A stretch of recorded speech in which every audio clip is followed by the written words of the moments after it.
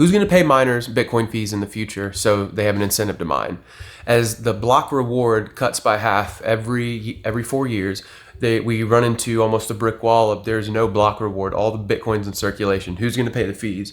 Well, right now in the world, there's a tremendous amount of fees being paid to money transmitters and for cross-border payments. And some statistics here. $647 billion of remittances happen worldwide yearly as of 2022. And the average fee is 6.2%. So this is around $41 billion. So as Bitcoin does replace some of this, those fees are now going to be passing along to miners. And a lot of those fees are actually going to reduce and be improved because of the Lightning Network, because you can pay one on-chain transaction and send money back and forth in perpetuity until you close that channel. So just imagine about $40 billion of today's money going to Bitcoin miners. Next, there's also a key point of the total amount of volume of cross-border payments, $23.5 trillion. $23.5 trillion. And currently it costs about $6.25 to send $100. So when you think about sending money over Bitcoin right now, as of today, May 23rd, 2024, when you look at the mempool, to get your transaction in the block, you're paying about $1.16, $1.15. So whether you're sending $1 billion or you're sending $100, you're paying about $1.20 versus the global standard of about 6.25%. So if we're sending $23.5 trillion cross borders and we're charging on average $6.25, you can do the math. That's a tremendous amount of capital that can come to Bitcoin as it replaces other payment rails. And we're seeing this already. Bitcoin's already a store of value. It's a medium of exchange in many areas outside of America because we don't really worry about being able to pay and transact. Other countries do that have weaker currencies.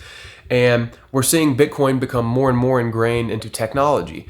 One thing that the biggest innovation that's happening right now, in my personal opinion, is API monetization and AIs that are autonomous. So API monetization, APIs are what communicate behind the scenes on the web, and they actually allow people to pay to use services. So if you know what AWS is, the Amazon Web Service, there's ways that those servers get hacked and people can ping them and use resources and rack up huge bills. We need ways to block that and authenticate and then give out bandwidth to users of these. And you can do it by paying in real time with Bitcoin versus using card and racking up all these fraud charges. So next, also more importantly, I think, is this AI autonomous payment stuff. Now, APIs are important because it's what runs 84% of the internet or so. It's like everything on the internet behind the scenes is APIs communicating with each other, which is great. But AIs is what is going to give us more free time. It's going to give us time back. And if you're in Bitcoin, you understand that time is more valuable than money. The only reason we want money is because we want what money gets us, which is time, experiences, etc. And when it comes to AI, us being able to leverage it, we have to give it the ability to find things, sign up for them, use them, get authenticated, and begin to consume resources.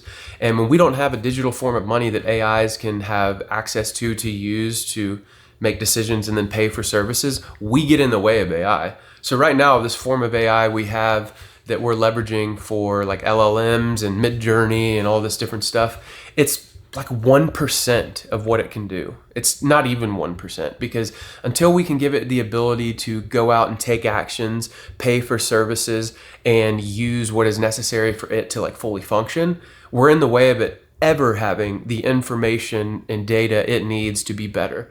So developers, like, their jobs are going to be gone, because whenever you can pay for what you need and use it in real time, like, you're set. AI can actually go do anything you want and capture that info and have access to any service and do it in real time. I don't know if you work in like B2B SaaS or you work with technology products, but there are so many issues you run into as a human and so many hurdles. Like, the amount of human capital that we waste on these things is like astronomical. But bringing it back to the Bitcoin fees, like, the fees are more than fine. Like, there's more economic value every year being used and transferred on chain with Bitcoin, and there's more use of the Lightning Network. And as the Lightning Network gets used more, we do more on-chain transactions. We do smaller transactions on Lightning, and then we do bigger transactions on chain. And if you're sending payments and you want instant settlement, you're going to use on chain, and you're going to pay whatever fee there is because you're sending a larger amount, and you may not use a channel for that. But if you're doing smaller amounts and you're working with a service provider, that service provider is likely going to open a bigger channel and you can send payments through it, and vice versa. If you even run your own node or you want to send payments, you might open a channel and then send a lot of payments out of there. So this idea that we're never going to have enough fees collected for miners to stay in business is absolutely insane, because we send $25 trillion yearly and we charge 6.25%.